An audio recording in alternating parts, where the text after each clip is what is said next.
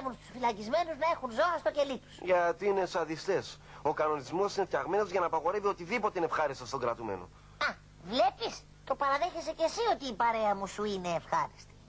Αν είχαν υπόψη τους εσένα, όταν έφτιαχναν τον κανονισμό, η εκτροφή ζώων θα ήταν υποχρεωτική.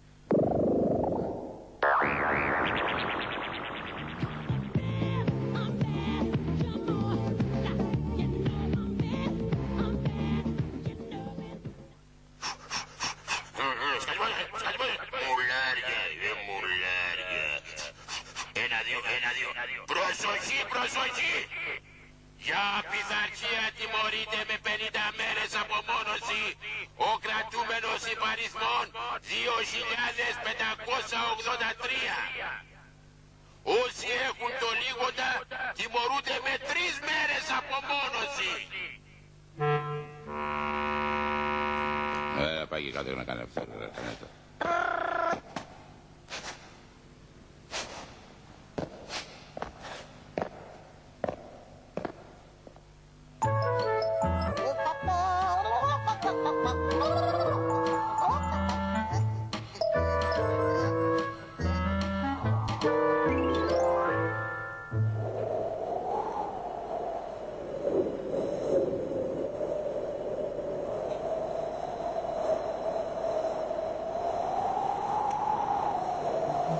Μου κάτσε, μου γελάει μωρά.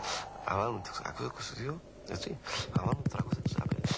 Και μετά να βάλουμε το 324. Δεν μου λες Ισοβίτη. Σου έχω πει να μην με λες Ισοβίτη. Δεν είμαι Ισοβίτης. Έχω καταδικαστεί σε 622 χρόνια φυλακή. Σωστά. 622 χρόνια είναι περίπου 10 φορές ισόβια. Οπότε θα πρέπει να σε λέω Δεκάκης Ισοβίτη. Ίσως το πιο ακριβές θα ήταν να σε λέω 622 Βίτη. Αλλά αυτό θέλει ώρα να το πεις.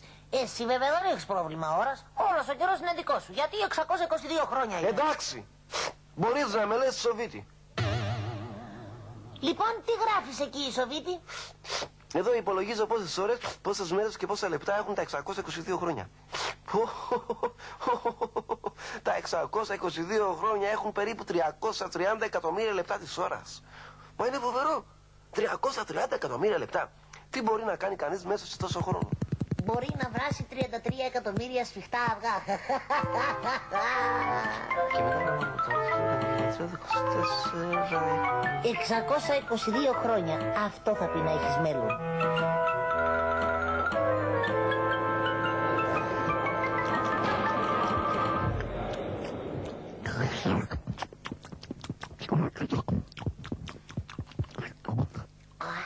Ωραίο το συσίτιο σήμερα.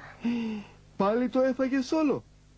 Ναι, γιατί ήθελες? Μα είμαι 2 μέρες μυστικός. Τρως τον περίδρομο ελέφαντα να τάιζε, θα μου στοίχιζε λιγότερο. Ναι, αλλά ο ελέφαντας δεν θα ήταν μικρός και χλούδωτος.